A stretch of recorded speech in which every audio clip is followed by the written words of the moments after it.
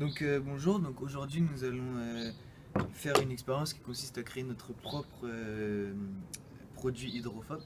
Pour cette expérience nous avons besoin de silicone transparent de préférence, de white spirit et d'un récipient ou plusieurs récipients et de pinceaux pour étaler le produit.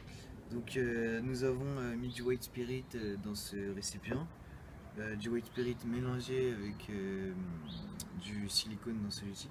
Et donc nous allons rajouter du silicone dans le récipient pour pouvoir créer le produit qui sera hydrophobe.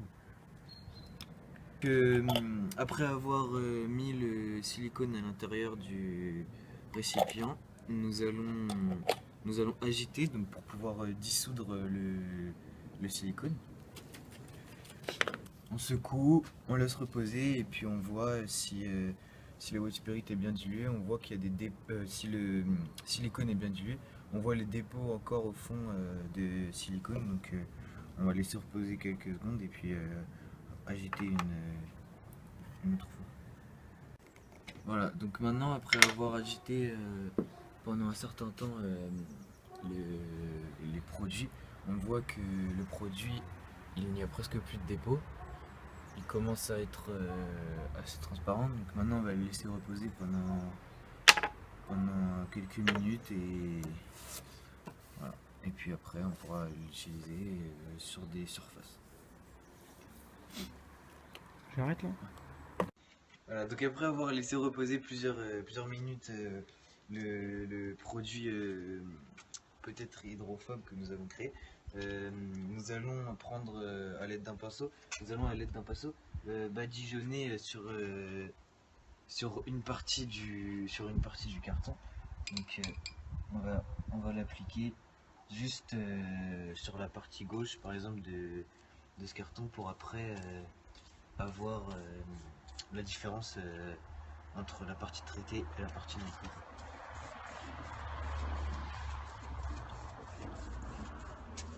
On en met assez pour que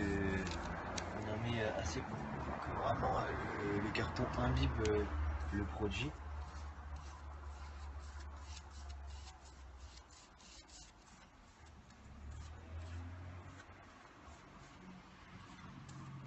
Voilà. Maintenant, après avoir bien appliqué le produit sur le carton, on va laisser reposer, laisser sécher et puis on testera son hydrophobie cité après. Donc après avoir laissé reposer notre solution, nous avons appliqué sur plusieurs matériaux, donc sur le carton que nous avons laissé sécher, et puis aussi sur un bout de tissu, sur un sopalin, et nous allons tester ces trois matériaux pour savoir si notre produit marche. Donc sur la partie non traitée,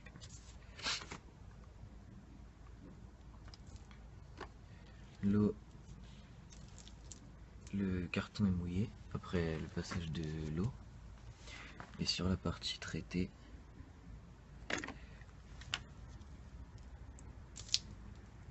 le carton est sec. Donc l'eau coule directement, tandis que sur la partie non traitée, l'eau prend plus de temps à couler et accroche au carton.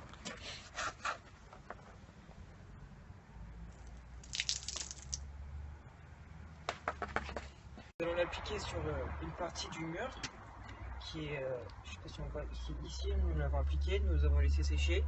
Et maintenant, grâce à un colorant et de l'eau, nous pouvons voir les résultats.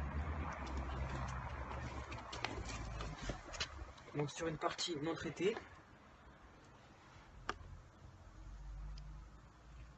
et sur une partie traitée. On peut voir que il n'y a aucune goutte, et là où le traitement se finit, on voit la trace de l'eau.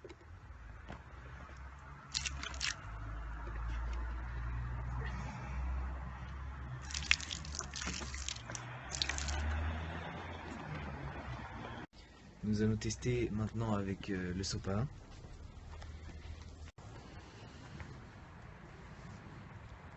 Sur la partie non traitée et sur la partie traitée.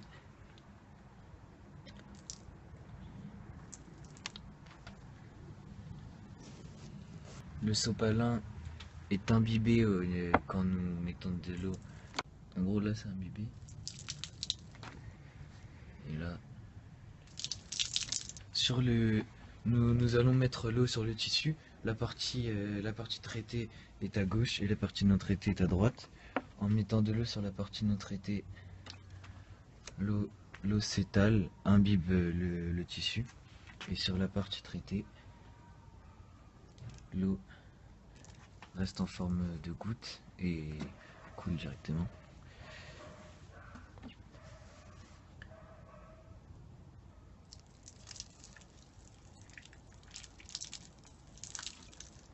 On voit la forme des gouttes rondes qui montrent que le tissu est hydrophobe.